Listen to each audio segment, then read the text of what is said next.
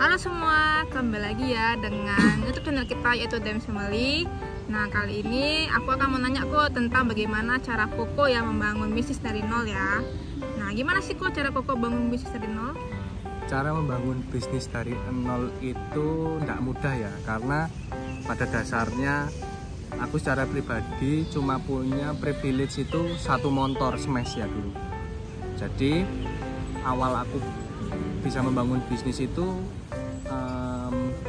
enggak langsung ya, tapi lewat berbagai proses.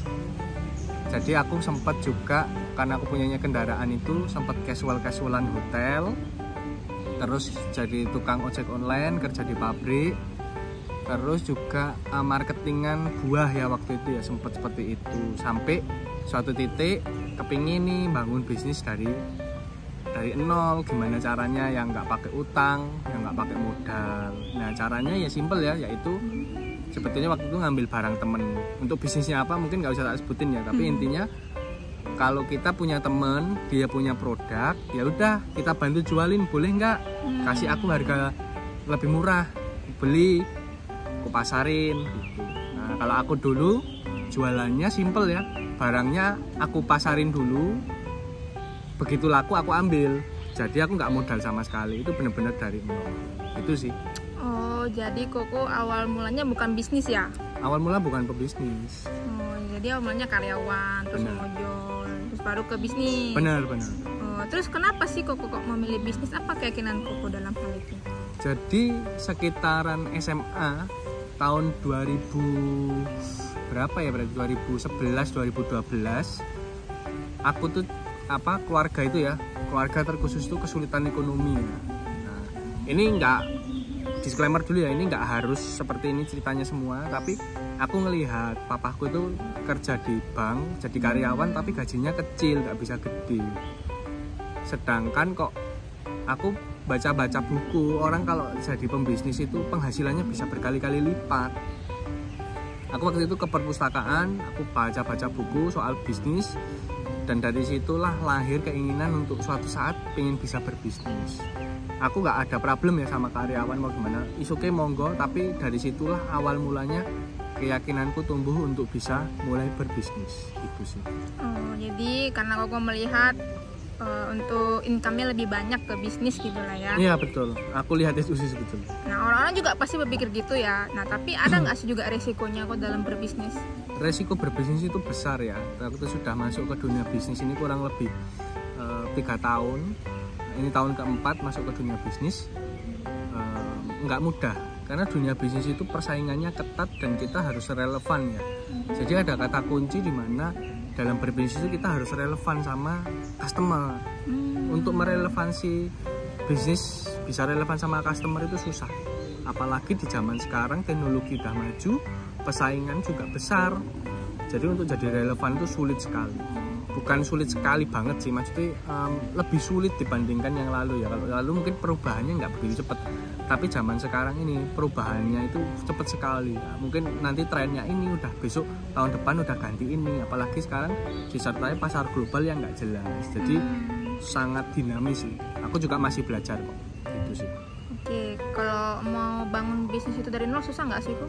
Susah banget lah, mana orang kalau bisa bangun bisnis dari nol itu hebat. Aku mengalami sendiri ya, memasarkan sendiri, ngadmini sendiri, ambil barang sendiri, ngatur uang sendiri, sampai hire karyawan juga sendiri, nge-training pun sendiri. Ini susahnya setengah mati. Jadi benar sih kata orang tuh kayak CEO, Chief Everything Officer. Jadi pemimpin untuk semuanya. Sampai nek dulu tuh kerja itu dari jam 6 pagi sampai jam 12 malam. Sempet juga momen-momen mau makan itu nggak ada waktu ya, karena kerja. Tapi ya itulah namanya orang berbisnis tuh nggak gampang ya. Kita kalau berbisnis kita itu terbiasa sendiri nggak bisa juga ternyata. Bisnis itu butuh kita kumpul duduk sama orang-orang yang juga berbisnis. Untungnya aku selama membangun bisnis ini, ketika mau hire karyawan, ketika mau ngembangin market, scale up bisnis, aku tuh ketemu sama orang-orang yang bisa aku ajak ngobrol dalam berbisnis. Jadi mereka sudah punya bisnis. Ini mungkin privilegeku juga ya, aku di lingkungan sekitarku ini ada pebisnis juga yang mungkin levelnya di atasku, jadi aku bisa tanya mereka. Dalam membangun bisnis gak gampang, tapi kalau kamu mau, kamu pasti bisa sih. Aku sih punya keyakinan seperti itu. Oke, terus kalau orang mau mulai bisnis tuh lihat peluangnya gimana ya kok? Lihat peluang itu gampang aja ya, orang itu kan selalu bilang ya, kayak ini kata-kata Pak Subianto ya, pakar brand 50 tahun dia bilangnya. Pak Subianto tuh bilang kalau mau memulai bisnis tuh lewat dua. Yang pertama itu kita lewat masalah yang ada, yaitu kita menjawab masalah. Yang kedua, yang paling awal itu adalah lihat kebiasaan orang. Jadi selalu contohin orang tuh kalau bangun tidur ngapain sih? Bangun tidur, dia ke kamar mandi, sikat gigi mungkin, atau boker, atau ngapain. Nah itu bisa jadi peluang bisnis karena itulah aktivitinya hari-hari mereka.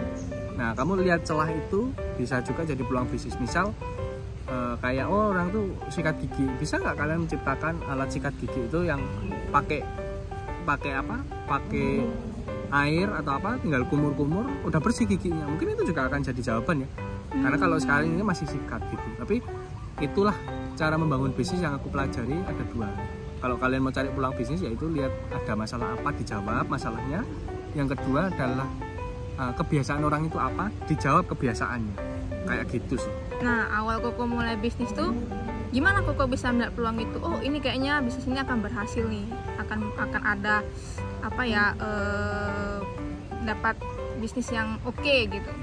Ya, karena waktu itu mungkin aku nggak usah sebutin bisnisnya, tapi waktu itu bisnisku ini bisa menjawab kebutuhan orang pada saat itu. Oh, jadi cukup kebutuhannya. Bener, karena waktu itu orang butuh ini, aku adain bisa. Jadi kebutuhannya pun akhirnya terjawab. Ini yang masalah waktu itu. Masalahnya ada, aku punya solusinya, aku kasih, market menerima. Seperti itu sih, sesimpel itu. Wow, keren banget. Terus cara supaya ini mempertahankan bisnis itu seperti apa, Bu? Cara mempertahankan bisnis ini nggak gampang ya. Cara mempertahankan bisnis ini aku juga masih belajar. Cara mempertahankan bisnis, aku selalu bilang ya, jadi lebih baik setiap hari, jadi relevan sama zaman. Jadi jangan pernah kita berbisnis itu karena feelingnya kita, tapi marketnya nggak kejawab, itu biasanya sulit lah.